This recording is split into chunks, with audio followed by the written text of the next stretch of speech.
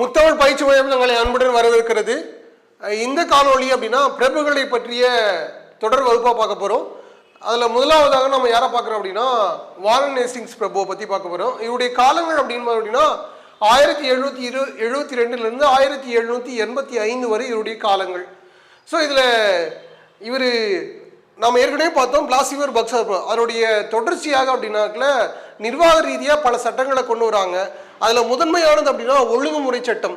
அந்த ஒழுங்குமுறை சட்டம் கொண்டு வருவதற்கு மிக முக்கிய காரணமாக இருந்தாங்க அப்படின்னா அந்த வாரன் ஹேஸ்டிங்ஸ் பிரபு. அவருடைய காலத்தில் தான் கொண்டு வரப்பட்டது. ஸோ அவர் என்னென்னலாம் மாற்றங்கள் செஞ்சு அதை கொண்டு வந்தாங்க அப்படின்னு நம்ம தெரிஞ்சுக்க போகிறோம். ஃபர்ஸ்ட் இவருடைய நிர்வாக ரீதியாக என்ன செஞ்சார் அப்படின்னா இவருடைய ஆளுநராக பதவி ஏற்கும் போது என்னென்ன இடர்பாடுகளை சந்திச்சார் அப்படின்னு பார்த்தீங்கன்னா மிகப்பெரிய குழப்பமான சூழல் தான் இருந்தது.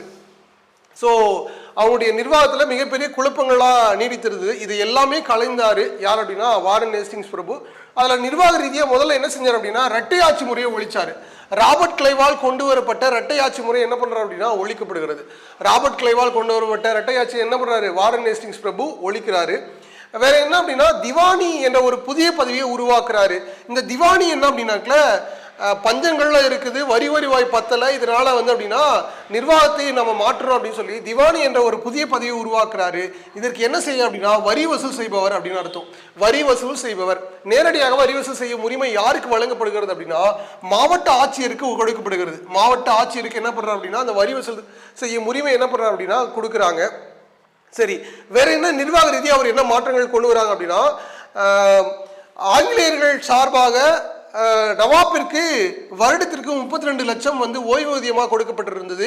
இந்த ஓய்வூதியத்தை பாதியாக மாத்திடுறாரு. ஸோ என்ன பண்றாரு அப்படின்னா பாதியாக மாத்திடுறாரு. அடுத்து முகலாய பேரரசிற்கு ஆண்டுக்கு 26 லட்சம் ஓய்வூதியமாக கொடுக்கப்பட்டிருந்தது. இதை நிறுத்துறாரு.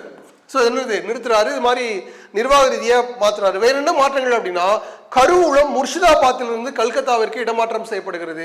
அப்படி இடமாற்றம் செய்வதனால வங்காளத்தின் தலைமையிடமாக கல்கத்தா மாற்றப்படுகிறது. வங்காளத்தின் தலைமையிடமாக எது மாற்றப்படுகிறது? கல்கத்தா மாற்றப்படுகிறது. பின்பு இந்தியாவின் தலைமையிடமாகவே கல்கத்தா மாற்றப்படுகிறது. ஸோ முதல்ல வங்காளத்தோட தலைமையிடம் சொல்றாங்க. அதுக்கப்புறம் அங்கிருந்தா அப்படின்னா இந்தியாவுடைய மாகாணங்கள் எல்லாம் என்ன பண்றாங்க அப்படின்னா ஆட்சி செய்யறாங்க. ஸோ யார் அப்படின்னா இவங்க.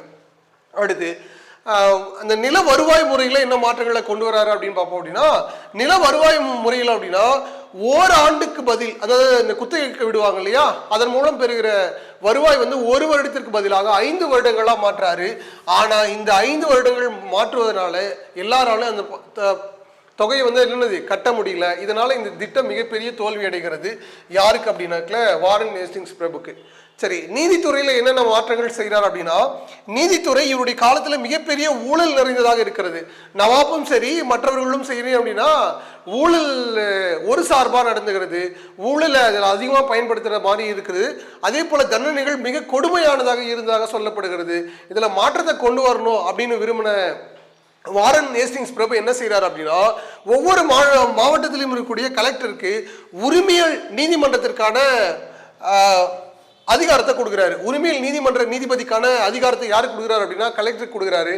அதே போல அங்கேயும் என்ன அப்படின்னா குற்றவியல் நீதிமன்றங்கள் உருவாக்கப்படுகிறது. இது யாருடைய மேற்பார்வையின் கீழ் இருக்கும் அப்படின்னா இந்திய நீதிபதி, இந்திய தலைமை நீதிபதியின் கீழ் குற்றவியல் நீதிமன்றங்கள் அப்படின்னா ஒவ்வொரு மாவட்டத்திலையும் என்ன பண்றாங்க அப்படின்னா உருவாக்குறாங்க. ஸோ இது ஒருவேளை இதில் நாங்கள் நீதி கிடைக்கல, நாங்கள் மேல்முறையீட்டு நீதிமன்றம் நாங்கள் போனோம் அப்படின்னு சொன்னாக்கல மேல்முறையீட்டு நீதிமன்றம் எங்கே அமைக்கப்படுகிறது அப்படின்னா கல்கத்தாவில். மேல்முறையீட்டு நீதிமன்றம் எங்கே அமைக்கப்படுகிறது அப்படின்னா கல்கத்தாவில்.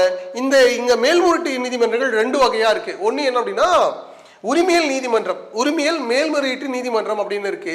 இதுக்கு என்ன பேர் அப்படின்னா சதார் திவானி அதாலத். இந்த உரிமையல் நீதிமன்றத்தோட பேர் என்ன அப்படின்னா சதர் திவானி அதாலத் அப்படின்னா. இந்த உரிமையல் நீதிமன்றத்தில் யாரு இருப்பாங்க அப்படின்னா ஒரு ஆளுநர், நிர்வாக ரீதியா இருந்தாங்க இல்லையா 4 பேரு, அதுல 4 பேர்ல 2 உறுப்பினர்கள் இதில் இருப்பாங்க. ஒரு ஆளுநர், நிர்வாக ரீதியா இருக்கக்கூடிய 2 உறுப்பினர்கள், அது இல்லாம தலைமை நீதிபதி. இவங்க தான் மேல்முறையீட்டு நீதிமன்றத்துடைய தலைமையில இயங்குகிறது. அதே போல குற்றவியல் நீதிமன்றத்துக்கு எது அப்படின்னா சதர் நிசாமத் அதாலத். சதர் நிசாமத் அதாலத் இதுவும் கொல்கத்தாவில் தான் இருக்கு. ஸோ இதுவும் அதே பேட்டர்ல என்னது அப்படின்னா செயல்படுகிறது. அது மட்டும் இல்லாம தண்டனைகளை நம்ம ஒழுங்குபடுத்தணும் அப்படின்ற ஒரே ஒரு காரணத்துக்காக என்ன அப்படின்னா சட்ட தொகுப்பு உருவாக்கப்படுகிறது. ஸோ முகலாய பேரரசில் இருக்கக்கூடிய மிகப்பெரிய வல்லுநர்களையும் அதே போல இந்து சார்பாக இருக்கக்கூடிய வல்லுநர்களையும் சட்ட வல்லுநர்களையும் கொண்டு வடமொழியில உருவாக்கப்படுகிறது, பாரசீக மொழியிலும் உருவாக்கப்படுகிறது. இந்திய சட்ட தொகுப்பு ஸோ என்ன பண்ற வடமொழியிலும் பாரசீக மொழிகளும் என்னது உருவாக்கப்படுகிறது. அதுல மிகப்பெரிய அப்படின்னா வாரன் ஹேஸ்டிங்ஸ் பிரபு. ஸோ அந்த வகையில் அவரு வேற என்ன அப்படின்னாக்கல இந்து சட்ட தொகுப்பு அப்படின்னு இங்கிலீஷ்ல என்ன பண்றாரு அப்படின்னா இதை பெயர் மாற்றம் செஞ்சு வெளியிடுறாங்க. அப்படி செஞ்சவர் யாரு அப்படின்னா ஹால்ஹர்ட் என்பவர். இது ஆங்கில வடிவத்தில் என்ன அப்படின்னா இந்த தொகுப்பை கொடுக்குறாரு. இது மட்டும் இல்லாமல் பல நிர்வாக மாற்றங்களை செஞ்சிருக்கிறாங்க. தொடர்ந்து அந்த நிர்வாக மாற்றங்களை நம்ம என்ன பண்ணுவோம் அடுத்தடுத்து பார்க்கலாம் வாங்க. வாரன் ஹேஸ்டிங்ஸ் பிரபு காலத்துல வணிகத்துல என்ன மாறுபாடுகளை கொண்டு வந்தார் அப்படின்னு நம்ம பார்க்க போறோம். ஸோ தஸ்குகள் எனப்படும் இலவச அனுமதி முறையை சரியா ஒழித்தார். இலவச அனுமதிக்கான இதை தஸ்குகள் அப்படின்னு சொல்றோம். அந்த இலவச அனுமதி என்ன சொல்றோம் தஸ்குகள் அப்படின்னு சொல்றோம். அது என்ன அப்படின்னா ஒழிச்சிடுறாரு. உள்நாட்டு வாணிபத்தை முறைப்படுத்துறாரு. உள்நாட்டில் நடக்கக்கூடிய வாணிபத்துகளை என்ன பண்றாரு அப்படின்னா முறைப்படுத்துறாரு. சுங்கவரியை குறைக்கிறாரு. சுங்கவரியை அனைத்து விதமானத்துக்கும் சுங்கவரி என்ன ஒரே மாதிரி விதிக்கிறாரு. உள்நாடு வெளிநாடு எந்த சுங்கவரியா இருந்தாலும் ஸோ என்ன பண்றாரு அப்படின்னா 2.5% அப்படின்னு என்ன பண்றாரு விதிக்கிறாரு. முன் கட்டண அஞ்சல் முறையை கொண்டு வராரு. முன் கட்டண அஞ்சல் முறை என்ன பண்றாரு கொண்டு வருகிறார். ஸோ கல்கத்தாவில் ஒரு வங்கியை நிறுவுறாரு. காவல் ஆலயங்கள் நிறுவப்பட்டு கொள்ளையர்களுடைய நடவடிக்கைகள் குறைக்கப்படுகிறது. ஸோ இதுல அடுத்து அப்படின்னு அப்படின்னா ஸோ இவருடைய காலத்தில் நடந்த மிக முக்கியமான ஒன்று அப்படின்னா 1773 நடந்த ஒழுங்குமுறை சட்டம். ஸோ ஒழுங்குமுறை சட்டம் அப்படின்னா இது யாரால் கொண்டு வரப்பட்டது அப்படின்னா நார்த் பிரபு என்பவரால் கொண்டு வருது. அப்போதைய இங்கிலாந்து பிரதமர் நார்த் பிரபு என்பவரால் ஒழுங்குமுறை சட்டம் கொண்டு வரப்பட்டது. இதில் என்னெல்லாம் மாற்றங்கள் கொண்டு வராங்க அப்படின்னா எதுக்காக சார் ஒழுங்குமுறை சட்டம் கொண்டு வராங்க அப்படின்னா ஏற்கனவே கம்பெனியில் ஊழல் நடந்துட்டு இருக்கு, அதை முறைப்படுத்தணும் அப்படின்னா ஒழுங்குமுறை சட்டம் அப்படின்னு நம்ம கொண்டு வராங்க. அடுத்து இதுல 4 பேர் கொண்ட நிர்வாக குழு நியமிக்கப்படுகிறது. ஸோ நிர்வாக ரீதியாக யார் இருக்கா அப்படின்னா வாரன் ஹேஸ்டிங்ஸ் பிரபு தான் என்ன பண்றாரு அப்படின்னா இதுல பெயர் மாற்றம் செய்யறாங்க. என்ன அப்படின்னா வங்காளத்தின் ஆளுநர் பதவி வங்காளத்தின் தலைமை ஆளுநர் அப்படின்னு பெயர் மாற்றம் செய்யறாங்க. அதன்படி வங்காளத்தின் முதல் தலைமை ஆளுநர் யார் அப்படின்னா வாரன் ஹேஸ்டிங்ஸ் பிரபு. இவருடைய பதவி காலங்கள் 5 ஆண்டுகள். இவருக்கு அதிகாரம் கூடுதலாக வழங்கப்படுகிறது. ஸோ என்ன அப்படின்னா மற்ற மாகாணங்கள் கல்கத்தா மும்பை சென்னை மாகாணங்கள் ஆகிய ஆளுநர்களை கட்டுப்படுத்தும் அதிகாரம் வழங்கப்படுகிறது. யாருக்கு அப்படின்னா வாரன் ஹேஸ்டிங்ஸ் பிரபுக்கு. இவருடைய பதவி காலங்கள் அப்படின்னா 5 ஆண்டுகள். ஸோ இதில் வேற என்ன மாற்றங்கள் எல்லாம் அப்படி கொண்டு வராங்க அப்படின்னா இவருக்கு உதவி புரிய 4 பேர் கொண்ட நிர்வாக குழு எக்ஸிக்யூட்டிவ் கவுன்சில் இருக்காங்க. இவருக்கு உதவி புரிய 4 பேர் கொண்ட நிர்வாக குழு இருக்கிறாங்க. இவங்களுடைய பதவிக்காலம் 4 ஆண்டுகள். இவங்களுடைய பதவிக்காலம் 4 ஆண்டுகள். இதுல வருஷத்துக்கு ஒரு முறை 4 ஒரு உறுப்பினர்கள் சரியா தன்னுடைய பதவியை துறப்பாங்க. ஸோ 4 ஆண்டுகள் தான் 4 ஒரு பங்கு பதவியை துறப்பாங்க. மறுபடியும் இந்த நிர்வாக குழு உறுப்பினர்கள் மறுபடியும் இணைய முடியுமா அப்படின்னா இணைய முடியாது. ஸோ இது மாதிரி எல்லாம் ரூல் கொண்டு வந்தாங்க. அடுத்து வணிகத்தை கண்காணிக்க 24 பேர் கொண்ட இயக்குனர் குழு உருவாக்கப்பட்டது. ஸோ வணிகத்தை கண்காணிக்க 24 பேர் கொண்ட இயக்குனர் குழு உருவாக்குறாங்க. அடுத்து இவருடைய காலத்துல 1774 கல்கத்தா ஃபோர்ட் வில்லியம் என்ற இடத்தில் ஸோ இந்தியாவோட முதல் உச்ச நீதிமன்றத்தை என்ன பண்ண அப்படின்னா நிறுவுறாங்க. இந்தியாவோட முதல் உச்ச நீதிமன்றத்தை என்ன பண்றாங்க அப்படின்னா நிறுவுறாங்க. இவருக்கு இதுல அப்படின்னா இதனுடைய முதல் தலைமை நீதிபதி அப்படின்னா சார் எலிஜா எம்பே. இவருக்கு உதவி புரிய 3 இணை நீதிபதிகள் இருக்காங்க. அதான் 1+3 அப்படின்னு சொல்றோம். ஒரு தலைமை நீதிபதி 3 இணை நீதிபதிகள். அந்த 3 பேரும் யார் அப்படின்னா சாம்பர்ஸ் லேமேஸ்டர் ஐடி என்ற 3 நபர்கள் என்ன பண்றாங்கன்னா நியமிக்கப்பட்டு ஸோ இதுல கொண்டு வராங்க. ஸோ இந்த ஒழுங்குமுறை சட்டத்தில் என்னெல்லாம் குறைபாடுகள் இருந்தது அப்படின்னு பார்க்கலாம் வாங்க. ஒழுங்குமுறை சட்டத்தோட நிறைகள் மற்றும் குறைகளை பத்தி பார்க்க போறோம். அதுல முதல் நிறைகள் என்ன அப்படின்னா நாடாளுமன்றத்தின் கீழ் ஸோ நேரடியாக வணிக குழுக்கள் கொண்டு வரப்பட்டது. அடுத்து மக்களோட நலன ஆங்கிலேய அரசுக்கு பங்கு உள்ளது என இந்த சட்டத்தின் மூலம் சொல்ல வந்தாங்க. அடுத்து அப்படின்னா எதிர்கால இந்திய அரசியலமைப்பிற்கு இந்த சட்டம் அடித்தளமாக அமைந்தது. எதிர்கால இந்திய சட்டத்திற்கு இந்த சட்டம் அடித்தளமாக அமைந்தது. அந்த வகையில் இந்த சட்டத்துடைய நிறைகளாக பார்க்குறோம். இதோடைய குறைகள் என்ன அப்படின்னா போதிய அதிகாரம் தலைமை ஆளுநருக்கு வழங்கப்படவில்லை. இவர்களை 4 பேர் அந்த நிர்வாக குழு கட்டுப்படுத்த ஆரம்பிச்சாங்க. ஸோ அதனால அப்படின்னா நிறைய குழப்பங்கள் நீடித்தது. அடுத்து 1784 கொண்டு வரப்பட்ட பிரிட்டிஷ் இந்திய சட்டத்தின் மூலம் இதில் இருந்த குறைகள் எல்லாம் என்ன அப்படின்னா நீக்கப்பட்டது. ஸோ இதில் இருக்கக்கூடியது. அடுத்து வாரன் ஹேஸ்டிங்ஸை பொறுத்த வரைக்கும் அவருடைய விரிவாக்க கொள்கை ஆங்கிலேய அரசை எப்படி விரிவாக்குறது அப்படின்னு கொள்கையின் அடிப்படையில் அப்படின்னு பார்த்தோம் அப்படின்னா அவர் ஒரு 3 போர்களோடு தொடர்புடைய படுத்திருக்காங்க. ரோகில்லா போர் 1774, முதல் ஆங்கிலேய மராட்டிய போர் 1775 82 வரைக்கும். அடுத்து இரண்டாம் ஆங்கிலேய மைசூர் போர் 1780 84 வரைக்கும். ஸோ இந்த ரோகில்லா போரை பற்றி நம்ம பார்க்கலாம் வாங்க. ரோகில்லா போர் 1774 நடைபெற்றது. இந்த ரோகில்லா போர் ஏற்பட்டதுக்கான முக்கிய காரணம் என்ன அப்படின்னா, இந்த ரோகில்கண்ட் பகுதியை ஆண்ட ஹபீஸ் ரஹமத் கான் என்பவர் தான். இந்த ரோகில்கண்ட் என்றது எங்க இருக்கு அப்படின்னா, மராட்டிய பகுதிக்கும் அயோத்தியா பகுதிக்கும் இடைப்பட்ட பகுதி தான் அப்படின்னா ரோகில்கண்ட். இவர் ஹபீஸ் ரஹமத் கான் என்ன செய்யறாரு அப்படின்னா, மராட்டியர்கள் தம் மீது படையெடுப்பாங்க அப்படின்னு அஞ்சு அயோத்தியா நவாபோட என்ன செய்யறாரு அப்படின்னா ஒரு பாதுகாப்பு ஒப்பந்தத்தை செஞ்சுக்கிறாரு. எப்போ அப்படின்னா 1772 ஒரு பாதுகாப்பு உடன்படிக்கையை செஞ்சுக்கிறாரு. அந்த பாதுகாப்பு உடன்படிக்கையில என்ன சொல்றாங்க அப்படின்னா, மராட்டியர்கள் தாக்கும் போது எங்களுக்கு நீங்க உதவி செஞ்சீங்க அப்படின்னா நாங்கள் ஒரு குறிப்பிட்ட தொகை தரோம் அப்படின்னு சொல்றாங்க. ஆனா அது மாதிரி எந்த ஒரு தாக்குதலும் வந்து மராட்டியர்கள் அவங்க மேல தொடுக்கல. இதன் காரணமாக அப்படின்னா இருந்தாலும் அந்த கட்டணம் வேணும் அப்படின்னு சொல்லி நவாப் கேட்கிறாரு. ஆனா அந்த கட்டணத்தை என்னது திருப்பி கொடுக்கறதுல யார் அப்படின்னா ஹபீஸ் ரஹமத் கான். இதனால என்ன செய்யறாரு அப்படின்னா இந்த ரோகில்கண்ட் பகுதி மேல படையெடுப்பு நடத்துறாரு. அப்படி படையெடுப்பு நடத்தும் போது பிரிட்டிஷ் துருப்புகளை வந்து யார் அப்படின்னா வாரன் ஹேஸ்டிங்ஸ் பிரபு நவாப்புக்கு ஆதரவாக அனுப்புறாரு. இந்த மாதிரி ஆதரவுக்கு அனுப்புனதற்காக மிகப்பெரிய அளவில் விமர்சிக்கப்பட்டவர் யார் அப்படின்னா வாரன் ஹேஸ்டிங்ஸ் பிரபு அவர்கள். ஸோ இதனால இந்த பகுதி நம்ம அவரோடு தொடர்புடையதுனால இதை நம்ம படிச்சுக்கிறோம். அடுத்து போரை பற்றி பார்க்கலாம் வாங்க. அடுத்து முதல் ஆங்கிலேய மராட்டிய போரை பற்றி பார்க்க போகிறோம். 1761 மூன்றாம் பானிபட் போருக்கு பிறகு மராத்தியர்கள் தன்னுடைய ஒற்றுமையை வந்து குறைச்சிக்கிறாங்க. ஸோ மராத்தியர்களுடைய ஒற்றுமை என்ன அப்படின்னா குறைகிறது. ஸோ அந்த வகையில் அப்படின்னா 1775 மாதவராவுக்கும் ரகுநாதராவுக்கும் ரகுநாதராவ் யார் அப்படின்னா மாதவராவுடைய சித்தப்பா தான் இவர். ஸோ இருவருக்கும் இடையே பேசுவா பதவிக்கான போட்டி நிலவுகிறது. இதனால என்ன செய்யறாங்க அப்படின்னா ரகுநாதராவ் என்ன செய்யறாரு அப்படின்னா சால்செட் பஸ்ஸின் பகுதிகளை ஆங்கிலேயர்களுக்கு கொடுக்கறதா ஒப்பந்தம் போட்டுக்கிறாரு. இந்த ஒப்பந்தத்தின் அடிப்படையில் என்ன செய்யறாங்க அப்படின்னாக்கல சரியா ஒப்பந்தம் போட்டுக்கிட்டு ஸோ என்ன நீங்கள் பேஷ்வா ஆக்கிடுங்க அப்படின்னு சொல்றாரு யாரு ரகுநாதராவ். இதனால என்ன செய்யறாங்க அப்படின்னா இருந்தாலும் ரகுநாதனாவிற்கு இந்த பகுதிகளுக்கு கொடுக்கறது விருப்பம் இல்லை. இதனால பிரிட்டிஷார் என்ன பண்றாங்க அப்படின்னா 1776 அப்டன் என்ற ஒருத்தரை அனுப்புறாரு. வாரன் ஹேஸ்டிங்ஸ் அப்டன் என்ற ஒருவரை அனுப்புகிறார் படைத்தளபதி. இவர் என்ன பண்றாரு அப்படின்னா மராத்திய பேரரசர்களிலே இருக்கக்கூடிய மற்றொரு தலைவரான நானா பட்னாவிஸ் கிட்ட புரந்தர் உடன்படிக்கை மேற்கொள்கிறார். நானா பட்னாவிஸ் என்பவரிடம் என்னது புரந்தர் உடன்படிக்கை என்ன பண்றாரு மேற்கொள்கிறாரு. இந்த புரந்தர் உடன்படிக்கையின்படி இரண்டாம் மாதவராவ் பேஷ்வாவாக ஏற்றுக்கொள்ளப்படுகிறார். ஸோ இந்த உடன்படிக்கையின்படி இரண்டாம் மாதவராவ் பேஷ்வாவாக என்ன பண்றாரு ஏற்றுக்கொள்ளப்படுகிறார். ஆனா இந்த புரந்தர் உடன்படிக்கை வெறும் வெற்றி காகிதம் அப்படின்னு யார் நினைக்கிறாங்க அப்படின்னா ஆங்கிலேய அரசு வந்து நினைக்குது.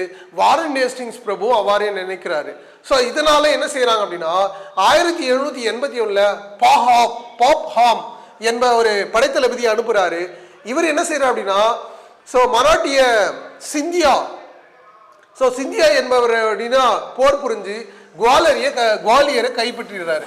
ஸோ குவாலியர் என்ன பண்றாரு அப்படின்னா கைப்பற்றுகிறாரு. இதனால சால்சாய் உடன்படிக்கை ஏற்படுகிறது. ஸோ சிந்தியாவுக்கும் வாரன் ஹேஸ்டிங்ஸ் பிரபுவிடையே 1782 சால்பாய் உடன்படிக்கை ஏற்படுத்தப்படுகிறது. இந்த சால்பாய் உடன்படிக்கையின்படி சால்செட் மற்றும் பசின் பகுதிகள் ஆங்கிலேயர் வசையுடன் செல்லுகிறது. இந்த உடன்படிக்கையின்படி அடுத்து ஒரு 20 ஆண்டுகள் வந்து அவங்களுக்குள்ள என்ன அப்படின்னா ஒரு நெருக்கமான உறவு ஏற்படுகிறது. ஸோ இதுதான் வந்து ஆங்கிலேய மராத்திய போர். அடுத்து இரண்டாம் ஆங்கிலேய மைசூர் போரை பத்தி பார்க்கலாம் வாங்க. அடுத்து வாரன் ஹேஸ்டிங்ஸ் தொடர்புடையது என்ன அப்படின்னா இரண்டாம் ஆங்கிலேய மைசூர் போர். இந்த இரண்டாம் ஆங்கிலேய மைசூர் போர் அப்படின்னா 1780 1784 வரைக்கும் நடக்குது. ஸோ இதுக்கான காரணங்கள் என்ன அப்படின்னு பார்த்தோம்னா ஏற்கனவே இங்க முதல் ஆங்கிலேய மைசூர் போர் எப்போ நடந்துச்சு அப்படின்னா 1767 69 வரைக்கும். இதுக்கப்புறம் 11 வருஷம் கழிச்சு தான் இந்த இரண்டாம் ஆங்கிலேய மைசூர் போர் நடக்குது. சரியா? இதற்கான காரணங்கள் என்ன அப்படின்னு அப்படின்னாக்கல ஹைதர் அலி என்ன செய்யறாரு அப்படின்னு அப்படின்னாக்கல இந்த முதலாம் ஆங்கிலேய மைசூர் போர்ல ஹைதர் அலி ஆங்கிலேயர்களோடு ஒரு ஒப்பந்தம் செய்து கொள்கிறார். என்ன ஒப்பந்தம் அப்படின்னு ஒரு பாதுகாப்பு ஒப்பந்தம் செய்கிறாரு. அந்த பாதுகாப்பு ஒப்பந்தத்தை தான் மீறுறாங்க யாரு, ஆங்கிலேயர்கள். இதனால இவங்க 2 பேருக்கு என்ன அப்படின்னா முற்றுதல் நடக்கிறது. பாருங்க, இந்த இரண்டாம் ஆங்கிலேய மைசூர் போர் 1780 84 வரைக்கும் நடந்தது. 1771 வாக்குல மராட்டியர்கள் வந்து மைசூரை தாக்குறாங்க. அப்ப ஆங்கிலேயர்கள் அவர்களுக்கு மறுத்துடுறாங்க. இதனால கோபம் அடைஞ்ச ஹைதர் அலி என்ன பண்றாரு அப்படின்னா, சோ அவங்க ஆங்கிலேயருக்கு எதிராக இருக்கக்கூடிய பிரெஞ்சுக்காரர்களுக்கு உடன்படிக்கை செய்துகிறாரு. அவர்களுக்கான ஒரு பகுதி தான் என்னது, மாகி. பிரெஞ்சுக்காரர்களுடைய வணிக தலமா ஒன்று இருக்கிறதா மாகி. இந்த பகுதியை பிரிட்டிஷ்காரர்கள் என்ன பண்றாங்க அப்படின்னா கைப்பற்றிடுறாங்க. சரிங்களா? சோ இதனால கோவமுற்று என்ன செய்யறாங்க அப்படின்னா 1780 வாக்குல வந்து அப்படின்னாக்கல கர்னலுக்கும் ஹைதர் அலிக்கும் இடையே என்ன அப்படின்னா போர் நடக்குது. சரியா? சோ இந்த போர்ல அப்படின்னா ஹைதர் அலி வெற்றி பெறுகிறார். என்ன பண்றாரு அப்படின்னா வெற்றி பெற்று ஆற்காடு பகுதியை வந்து கைப்பற்றிடுறாரு. சோ ஆற்காடு பகுதி என்னது கைப்பற்றிடுறாரு. சோ இதனால கோபம் அடைஞ்ச வாரன் ஹேஸ்டிங்ஸ் என்ன பண்றாரு அப்படின்னா மராட்டியர்களான தலைவர்களான பான்ஸ்லேவும் சிந்தியாவுக்கிட்ட ஒரு ரகசிய உடன்படிக்கை செஞ்சுக்கிட்டு என்ன பண்ணீங்கன்னாக்கல சமரசம் போயிடுறாங்க. இப்ப ஹைதர் அலி வந்து தனிமைப்படுத்தப்படுகிறார்.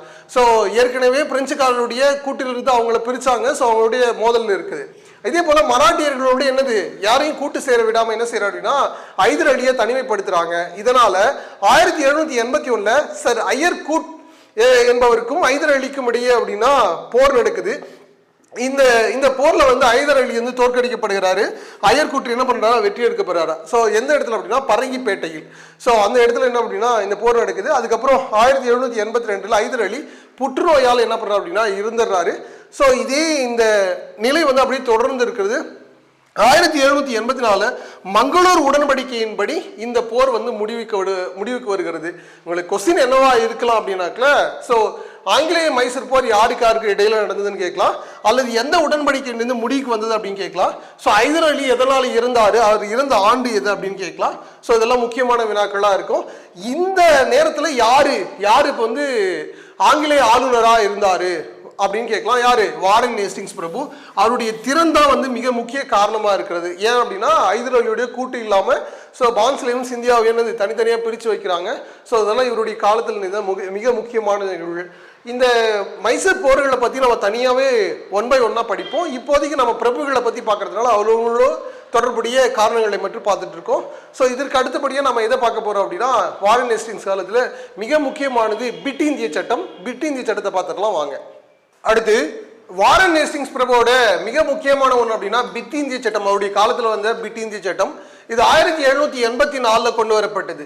இந்த சட்டத்தை யார் கொண்டு வரனா அப்போது இங்கிலாந்து பிரதமர் இளைய பிட் என்பவரால் கொண்டு வரப்பட்டது. இதனால அவருடைய பேர்ல இந்த சட்டத்தை வச்சாங்க, பிட் இந்திய சட்டம் அப்படின்னு சொன்னாங்க. சரிங்களா? இதுல என்னென்ன முக்கியமான மாற்றங்கள், இது எதுக்காக கொண்டு வந்தாங்க அப்படின்னா ஒழுங்குமுறை சட்டத்தில் உள்ள குறைபாடுகள் நீக்கி அதை மேம்படுத்தி கொண்டு வரப்பட்ட சட்டம் தான் என்ன அப்படின்னா இந்த பிட் இந்திய சட்டம். அப்ப அதுல என்ன மாற்றங்கள் கொண்டு வந்தாங்க அப்படின்னு தெரிஞ்சுப்போம். இதுல 6 பேர் கொண்ட கட்டுப்பாட்டு வாரியம், போர்ட் ஆஃப் கண்ட்ரோல் ஏற்படுத்தப்பட்டது. ஸோ 6 பேர் கொண்ட கட்டுப்பாட்டு வாரியம் ஏற்படுத்தப்பட்டது. இந்த 6 பேர் கொண்ட கட்டுப்பாட்டு வாரியம் தான் பின்னாடு இந்தியாவர்களுக்கான அமைச்சர்களாக என்ன பண்றாங்க அப்படின்னா மாறுறாங்க. அடுத்து 24 பேர் கொண்ட இயக்குனர் குழுவிலிருந்து 3 பேர் கொண்ட ரகசிய குழு. ஸோ இந்த 24 பேர் கொண்ட இயக்குனர் குழு, போர்ட் ஆஃப் டைரக்டர்ஸ் அப்படின்னு சொல்றவங்க இவங்க எது செய்ய அப்படின்னா வணிகத்தை கண்காணிக்கிறதுக்காக அமைக்கப்பட்டாங்க. இதுல இருந்து 3 பேர் கொண்ட ரகசிய குழுவை என்ன பண்ண அப்படின்னா உருவாக்குறாங்க. அடுத்து நிர்வாகத்தை கண்காணிப்பதற்காக நிர்வாக குழு உறுப்பினர், எக்ஸிக்யூட்டிவ் கவுன்சில் சொல்லக்கூடிய நபர்கள் 4 பேர் இருந்தாங்க. அவங்களுடைய அதிகாரத்தை குறைக்கணும் அப்படின்னு சொல்லிட்டு ஸோ 4 இருந்து 3 உறுப்பினர்களாக குறைச்சிட்டாங்க. ஸோ உறுப்பினருடைய எண்ணிக்கை 4 இருந்தது, அதை இப்போ என்னவா குறைக்கிறாங்க அப்படின்னா 3 குறைக்கிறாங்க. இதெல்லாம் கொண்டு வரப்பட்ட மாற்றங்கள். அடுத்து அப்படின்னா இது இந்த பிட் இந்திய சட்டம் வாரன் ஹேஸ்டிங்கை பொறுத்த வரைக்கும் மிகவும் வருத்தம் தக்கதாக பார்க்கப்படுகிறது. ஏன்னா இது அவருக்கு எதிராக திரும்பியதாக அவர் நினைக்கிறாரு. ஸோ ஆனால் அவருடைய காலத்தில் கொண்டு வரப்பட்டது. சரி, இப்போ வாரன் ஹேஸ்டிங்ஸ் மேல என்னென்ன குற்றங்கள் எல்லாம் சுமத்துறாங்க அப்படின்னு பார்க்கணும். தேச துரோக குற்றம் அப்படின்னு வாரன் ஹேஸ்டிங்ஸ் மேல சுமத்துறாங்க. எப்போ அப்படின்னாக்கல 1784 சுமத்துறாங்க. ஸோ அதனால அவர் 1784 தன்னுடைய பதவியை துறக்கிறாரு. 85 வழக்கு பதிவு செய்யப்பட்டு ஸோ 87 இங்கிலாந்து நாடாளுமன்றத்தில் எட்மண்ட் பர்க் என்பவர் என்ன அப்படின்னா அவர் மீது 22 குற்றச்சாட்டுகளை முன்வைக்கிறார். 22 குற்றச்சாட்டுகளை என்ன பண்றார் அப்படின்னா முன்வைக்கிறார். இந்த 22 குற்றச்சாட்டுகள்ல மிக முக்கியமானது அப்படின்னா நந்தகுமார் வழக்கு. நந்தகுமார் பொய் கையெழுத்து போட்டதுனால அவருக்கு மரண தண்டனை விதிப்பதாக சொல்லப்படுகிறது. சரி, எலிஜா இம்பேவும் வாரன் ஹேஸ்டிங்ஸும் இணைந்து இவர் மேல மரண தண்டனை விதிக்கப்பட்டதாக சொல்லப்படுகிறது. அந்த குற்றம் அவர் மேல சுமத்தப்பட்டது. அடுத்து காசி அரசர் ஜெயித் சிங் அவருடைய பதவியிலிருந்து நீக்கம் செய்வதற்கான குற்றமும் வைக்கப்பட்டது. அடுத்து அயோத்தி பேகம். ஸோ அயோத்தி பேகத்திலே தவறா அவங்க கிட்ட இருந்து பணம் பறிப்பதற்காக உதவிய படைத்தலைவர்களுக்கு வாரன் ஹேஸ்டிங்ஸ் உதவியாக சொல்லப்படுகிறது. இது போல அவர் மீது மொத்தம் 22 குற்றச்சாட்டுகள் வைக்கப்பட்டன. இந்த குற்றச்சாட்டுகள் 1785 1795 வரைக்கும் நடைபெற்றது. 1795 அவர் குற்றமற்றவர் அப்படின்னு தீர்ப்பு கொடுக்குறாங்க. ஸோ அதுக்கப்புறம் 1818 வரைக்கும் அவர் உயிர் வாழ்கிறாரு. இதுக்கு இடையில ஓய்வூதியமும் பெறுகிறார். ஸோ இவருடைய காலத்தில் அப்படின்னாக்கல இவர் நிர்வாகத்தை ஏற்கும் போது ஆங்கிலேயருடைய நிர்வாகம் ரொம்ப கீழ்நிலையில் இருந்தது. இவர் தான் அந்த நிர்வாகத்தை ஒரு சரியான பாதைக்கு கொண்டு போவார். இந்த நிர்வாகத்தின் மீது தான் ஆங்கிலேயர்கள் மிகப்பெரிய நிர்வாக கட்டமைப்பை ஏற்படுத்தியிருக்காங்க. அந்த வகையில் வாரன் ஹேஸ்டிங்ஸ் அவருடைய பணி அனுபவங்கள் ஆங்கிலேயருக்கு மிகவும் உதவிகரமாக இருந்தது அப்படின்னு சொல்லலாம். ஸோ இந்த வகுப்பில் நாம வாரன் ஹேஸ்டிங்ஸ் பற்றி முழுசாக பார்த்துருக்கோம். அவருடைய இறப்பு வரைக்கும் என்ன பண்ணியிருப்போம் பார்த்துருக்கோம். ஸோ இதிலிருந்து உங்களுக்கு ஒரு கொஸ்டினோ அல்லது 2 கொஸ்டினோ வரதுக்கான வாய்ப்புகள் இருக்கும். தொடர்ந்து படிச்சுட்டே இருங்க. உங்களுக்கான வகுப்புகள் தொடர்ந்து கிடைச்சிட்டே இருக்கும். முத்தமிழ் பயிற்சி மையத்தின் சார்பாக உங்களுக்கும் உங்களை சார்ந்த அனைவருக்கும் நன்றி.